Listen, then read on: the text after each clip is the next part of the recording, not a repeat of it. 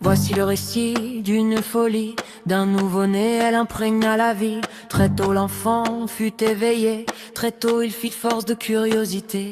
Le regard vif, le corps et l'esprit, luttant contre toute immobilité. Le cœur trop grand pour l'époque et ses os trop lourds, trop durs comme des rocs.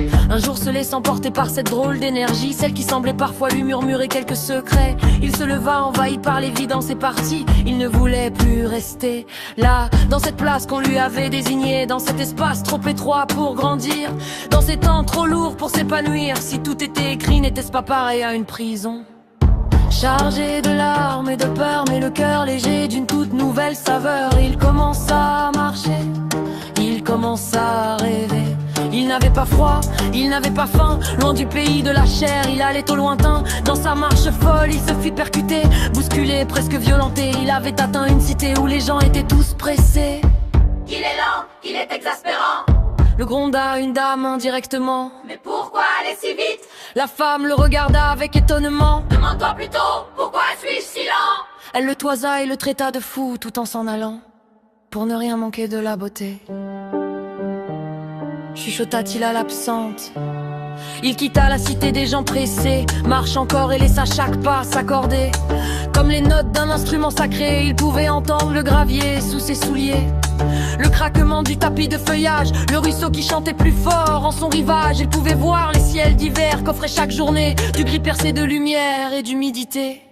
Au bleu qu'apportent les chants du vent, le battement des gouttes que la pluie. Musicienne jouait pour se joindre à lui. Le temps se ralentit, sa marche lui parut infinie. N'était-ce pas là sa magie, n'était-ce pas là sa folie? Bien que désert depuis longtemps, sur son chemin apparurent des bâtiments. Un fermier sorti fusil en main, sors de ma propriété si tu ne veux pas te faire tuer. Mes pieds foulent la terre, mes poumons respirent l'air, le ciel couvre ma terre et la forêt m'appelle. Quelle est votre possession? Le sol sur lequel tu es? Et il tira un coup de fusil juste à côté du marcheur et de sa folie. Mais le jeune homme ne s'arrêta pas. Personne ne possède la vie, personne ne possède le sacré, lui chuchota le fou en traversant l'exploitation. Le fermier éberlué baissa son canon. Le marcheur l'avait transpercé d'une vibration transcendant les frontières, celle qui vient traverser les cœurs. Mais les humains de cette terre semblaient sourds à leur voix intérieure, et le fermier se ressaisit, il riposta d'un cri: pauvre fou, ne remets plus les pieds ici.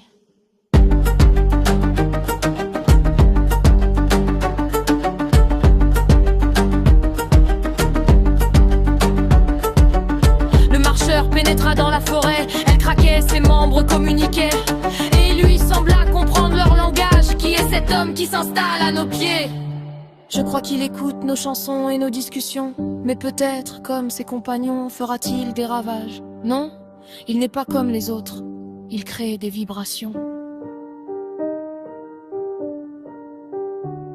Le marcheur entendit les arbres, les renards, les oiseaux et toute vie. Tantôt elle chantait, tantôt elle criait, car toute beauté qui soit, nul n'est épargné par les cris.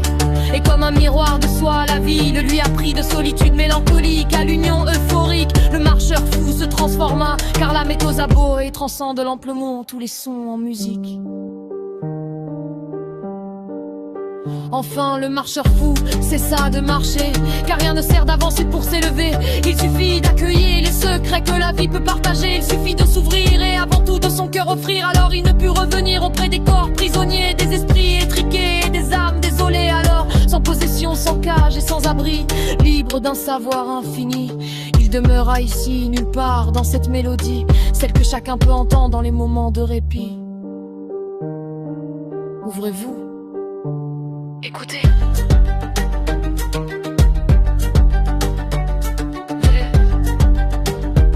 Chantez au rythme du marcheur fou.